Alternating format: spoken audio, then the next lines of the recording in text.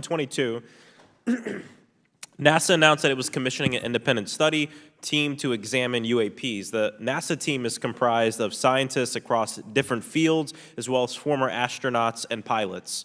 In May, the independent study team held its first public meeting, which included the perspectives from NASA senior leaders, as well as perspectives from the Department of Defense and intelligence agencies.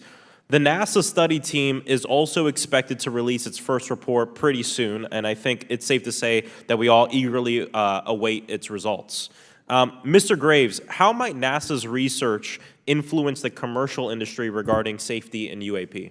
I think NASA has a big role to play as far as commercial aviation safety, and it's one of their original charges as an organization. One of the recommendations that have been put forward is to utilize their existing aviation safety reporting system to serve as a short-term fill and trusted platform for pilots that want to report on UAP. It also has built-in analytics capability and is funded by Congress. Gotcha. And also, Mr. Graves, are there any other industries that may be influenced by the NASA research on UAPs? And if so, how so? Well, I think there is a large swath of commercial capabilities that could be brought to bear on this topic, from space-based or ground-based sensor systems that are available open source or through commercial marketplaces. And I think NASA's work, as they work to identify and highlight specific parameters that can be found, we can take that information and promulgate this through the public sector so that we can have a more open conversation about what we're seeing. You know, in 2020, the Department of Defense released several videos of UAPs, including Mr. Freyer's experience, U.S. Navy pilots that recorded footage. In 2021, the Office of the Director of National Intelligence released a preliminary report on UAP events. NASA Administrator Bill Nelson stated that NASA would begin to investigate these events.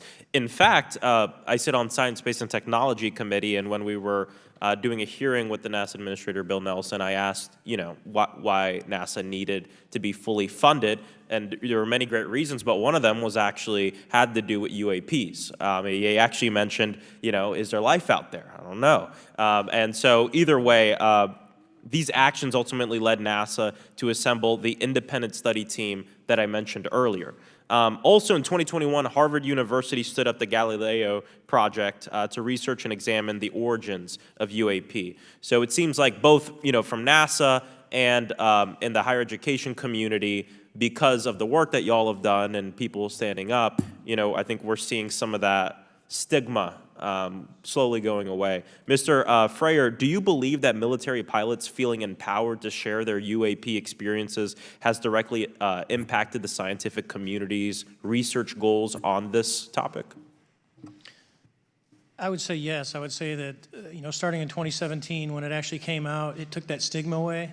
I mean, I've talked to multiple senators who said prior to that, if you'd have mentioned UAP, you'd have been laughed off the hill. And now we're sitting here today for a public testimony on what's actually going on. I'm hoping that this curve will be more of an exponential and we'll get more and more transparent to the level that we can. Yeah, and it's important. I couldn't imagine, I'm not a pilot, but I used to fly gliders in Civil Air Patrol. Huh? Yeah. Pilot? And so either way, I couldn't imagine, being in the glider and seeing something, and then not feeling like I had the agency to talk about it. Mr. Graves, can you discuss the importance of seeking scientists to sit on your advisory board? Absolutely. I think ultimately this is going to be a scientific problem. And not only that, it's also an engineering problem. I've been working with the American Institute of Aeronautics and Astronautics to help them stand up a UAP integration committee to help integrate their engineering prowess into this problem. And so, yes, very much, I think this is an engineering and scientific problem as much as a national security problem. And how might Congress help to facilitate partnerships between the scientific community and the UAP focus groups within government?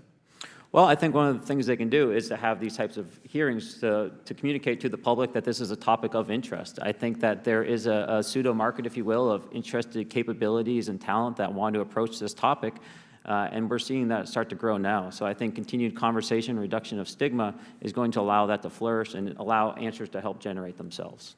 100%. Well, thank you all for being here, and thank you for your work. I think it's important that we keep our top scientific minds focused on this issue and look for ways to increase collaboration. Thank you so much. I yield back.